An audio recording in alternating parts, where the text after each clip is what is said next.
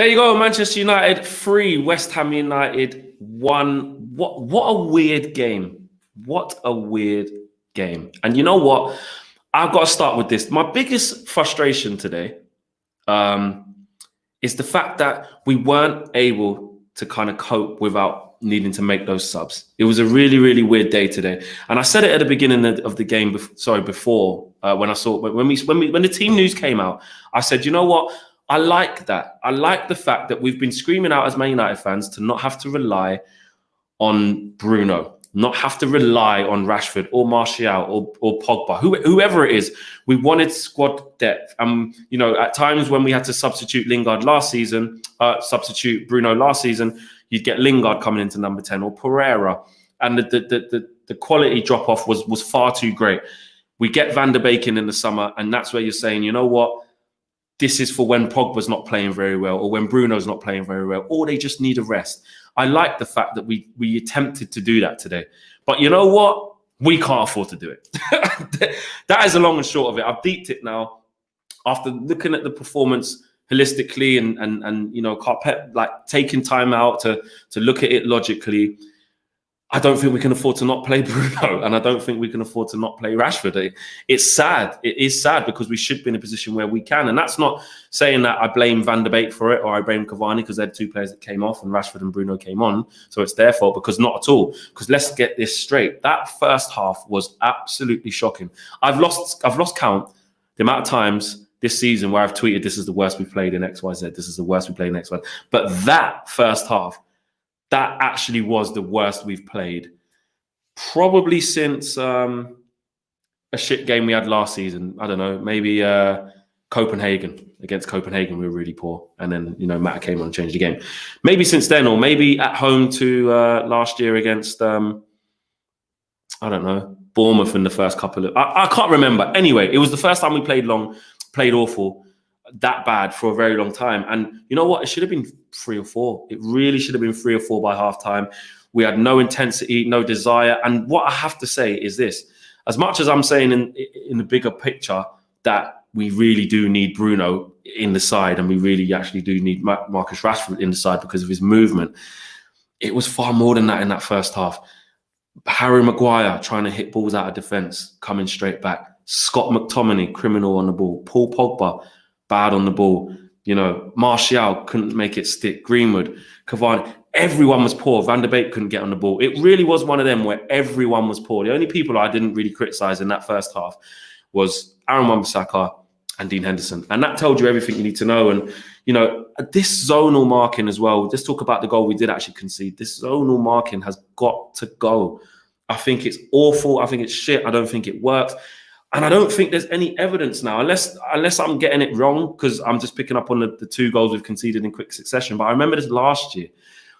We keep conceding goals from it or conceding chances from it. We're not having clean sheets from doing it. We're not kind of shutting teams out from set pieces and corners from doing it. I just don't like it. There's no accountability. No player kind of stands up and says, that's my guy, that's my man. I'm good in the air. He's my responsibility. And I just don't like it. It gives players a free run into areas that are really dangerous. Flick-ons, how many? We saw it happen against, was it Southampton in the last minute when, again, a near-post flick-on? Yeah, it was that. It was Southampton. Near-post flick-on, dying minutes of the game. Brandon Williams got injured after Luke Shaw got injured. What happens? I think Lindelof didn't track the runner. Someone flicked it on at the near post where Matic was. They score. It happened last year where I think it was Brandon Williams was trying to block off Virgil van Dijk outside at Anfield. Van Dijk gets the run on him, nods it in. It happened against Southampton, their defender, same thing. It happened today, same thing. So there's 4 just there. So I don't understand why they don't just get rid of it. I really don't understand why they don't just go man for man. But look, that's the way Solskjaer wants to run it. I think he's probably going to continue to do that, to my annoyance. And I don't know how you guys see it, but I just want it scrapped. But we get to halftime and you're thinking, okay, look, we need to change things. And you know what's even weirder about this game? And this is why I say this is a weird game, because actually the first 5 to 10 minutes of that half, second half, when BRUNO was on the pitch, when Rashford was on the pitch, I didn't see a lot different. I didn't really see a lot different. If I'm honest, it was West Ham who was pro-ring. It was West Ham who were, I'm not going to say banging down the door and peppering us, but we just didn't look that great. And I was sat in a chair like this, and I'm just like, I don't really know if that's going to change. My head's just done a madness there. I don't really know if that's going to change, and that for me was the biggest problem until Pogba hits the rocket. I've got to change that. That's really annoying me, guys. 1 second. I've got to change that. That is doing me over. Let me just. There you go. That was the turning point. The goal really did change the game. It really did change the game, because that was an absolute rocket. What a shot from Paul Pogba. And that just shows what he's got in the locker. He hit one against PSG, which could have flown in the top corner equally. But I was really pleased for him to get that, because you know what? In the second half, he was starting to come into it a little bit more. And in the first half, there were little signs he was keeping the ball okay, but essentially he wasn't good enough like everyone else. But what a strike that was, to do that from outside the box, to sweep it into almost the top corner like that with great power. It was brilliant. And yeah, you know what? The VAR situation with the ball down the line, to be honest, it's a weird one. We did get nice by VAR, because essentially we got nice because actually there was nothing the VAR could do. There's nothing in the system that does the lines down the side from that camera angle that could show you the ball, and then they draw the line down and see it went out. Maybe that's something they're going to look at. Who knows? But as it stands, I don't think VAR could look at that and go, they're 100% sure that ball went out, or they're 100% not sure. So we did get the benefit of the doubt there. So you have to hold your hands up and say that. But great ball down the side, whether it went out or not, by Dean Henderson. Great run by Bruno. Again, he was involved, and he squared it to Pogba and got the assist. The second goal, I mean, my God, Mata. Can we put respect on Mata's name as well, please, by the way, because there's far too many people, and I'm not just trying to do a Ricky. Mark included, I keep telling him he's not finished. There's certain moments in a game, or against certain types of teams, in a certain game with certain players, you can play one Mata from the right-hand side. He's intelligent with the football. His weight of pass is always good. His choice of pass is always good. His general decision-making is good. His positioning is good. Yes, he's not the fastest player. Yes, he's not going to do a couple step overs, get past the man and whipping across with his right foot. He is always going to come in and play a certain way. But that helped us today. And that was the key. That was the third goal. But the green. Let's talk about Mason Greenwood's goal. So basically, Paul Pogba's goal changed the whole game, and from then we were playing really good football, zipping it in between the lines. I thought Bruno was really bright. Bruno hits a pass through to Rashford, which again he should have scored. He scuffed the shot, hit the post. What a pass from Bruno! But Mason Greenwood's goal. Big up Alex Telles. He got an assist, but you know what? It wasn't exactly put on a plate for him. Alex Telles has basically put a speculative cross in, really. He's found Greenwood, but he has fizzed it in. It isn't really even entitled to be a chance unless you're that good. And you know what? Greenwood, ability-wise, he is that good. And what a goal. Great set, you know, very Van Persie-esque, and obviously left foot into the wrong corner. And then we went from strength to strength, and the ball from Mata to Rashford was spot on as well. So really, Solskjaer, in a weird way, got lucky. Right, he did, and when I say lucky, he got lucky because actually we should have been 2 or 3 down, and you know he's lucky that Paul Pogba's thunderbolt went in. But in some ways that is kind of harsh, because if you look at it, he made the changes at half time, and who were the players that were involved in the goals? You know, Martial had a poor game, and hopefully he's not injured for too long, but that forced a change for Mata, so we had to use all 3 subs. But all 3 players were instrumental in the turnaround, whether Paul Pogba scored that goal that doesn't normally go in or not. And that is down to Solskjaer. He put those players on the pitch. You could say, okay, why did you rest them? But I stand by that comment. I don't mind him doing that. It does show today, what we have learned is how detrimental that can be, and that it's a shame that we couldn't rely on the other players to do it. And it was more than just that. Players were really not covering themselves in glory. I've mentioned all those players already. It was really that bad. Jared Bowen was causing Alex Telles all sorts of problems, which I did mention. Haller was getting joy. Fornals was getting joys off the left-hand side.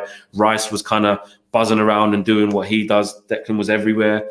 Souček obviously gets the goal, and they played way better than us, and they should have put us to bed. But guess what? They didn't. So those are factors. And I do understand the people that say it was moments that have made us do that. You know, if that thunderbolt doesn't go in, it doesn't change if that doesn't go in, West Ham probably continue to, feel comfortable in the game. But one thing you can't take away from us is that when we do score in these away games, although it's pissing us off that we keep going down a goal or down 2 goals, when we do score, we do kick on. we do kick on. That is what we're seeing, and that I have to rate. I have to big that up, because when you look at the league and where we are in the league, Solskjaer's doing his thing. The team's doing their thing. It's just that we're so inconsistent. So I feel that you have to look at it on one side and say, you know what, with where we are in the league, if you want Solskjaer out, how do you sack him right now? You can't, in my opinion, anyway. You know, he's fourth in the league. And you look at since January, we've taken the most points since then, with the game in hand. These things do matter, but I get it. How sustainable is it? And that's just what I always worry about. And that is why I keep saying I won't fully believe that we're back or we're in a title challenge or stuff, because you just don't know what Man United you're going to get. And today could have been very, very different. What you have to kind of question is, how long can we keep getting in this position, i.e. losing games away from home, being in losing positions, and keep coming back? It's great that we're doing it now. And listen, I'm over the moon, especially when we go 1-0 down and then we score. And of course, we all love it. But that isn't going to be sustainable. I think Alex said it best in the fan forum.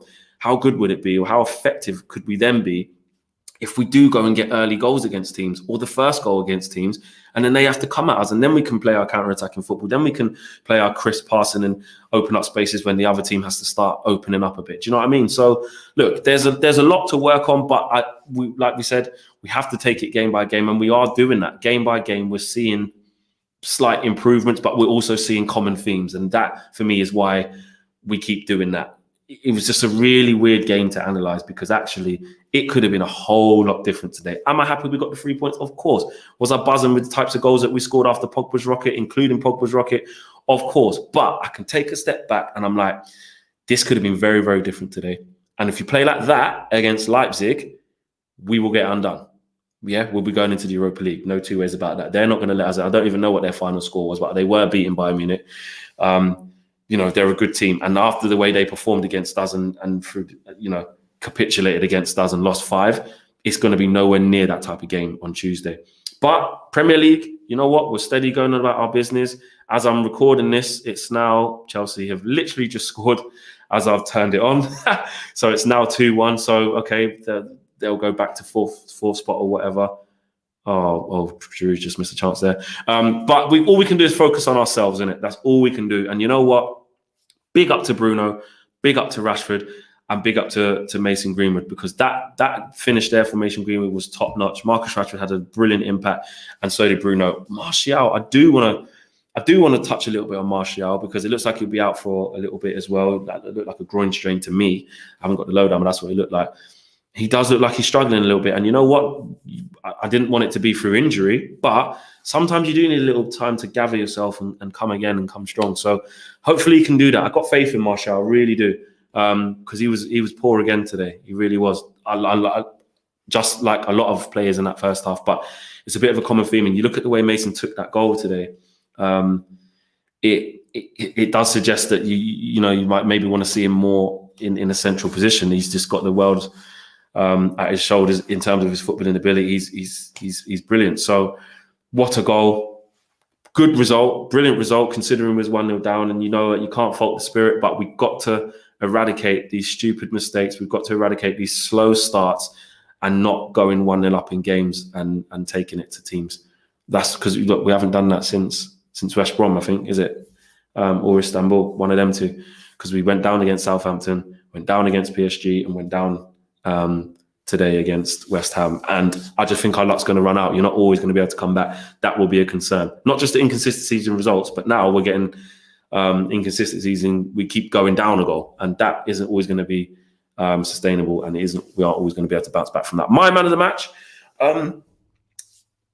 technically it is Rashford / BRUNO, but I'm going to give it to Juan Mata. Because I feel like he just doesn't get the respect he deserves. A lot of people just write him off. He's done. You know what I mean? And I don't see it like that. I still think there's a place for him in our team. I really do. And everyone says get rid of him or his legs are gone, don't play him. I disagree. I think in certain games, he's still head and shoulders above a lot of players in terms of up here and the decisions that he makes on a consistent basis and how he takes care of the ball. So for me, I'm actually going to give it to Juan Mata for that reason. It could have been BRUNO, of course it could. It could have been Marcus Rashford because he had a great contribution as well. Paul Pogba ended up having a good game by the end of it too. Done some really neat stuff. Haven't really touched on McTominay as well, actually. Look, he's been getting a lot of stick. Mark doesn't rate him. A lot of you guys don't rate him. Some of you do. A lot of you may do as well. I just think there's a place for McTominay in the squad. I think he's got good attributes that can help us in certain games. But it's just the quality on the ball. He just keeps giving the ball away. And sometimes we can kind of put Fred in that dimension as well. But I think Fred's better on the ball than McTominay. And I just want to see McTominay maybe simplify his game. Because I do actually like McTominay. I just won't gas him up to be something he's not. I think he's a good squad player.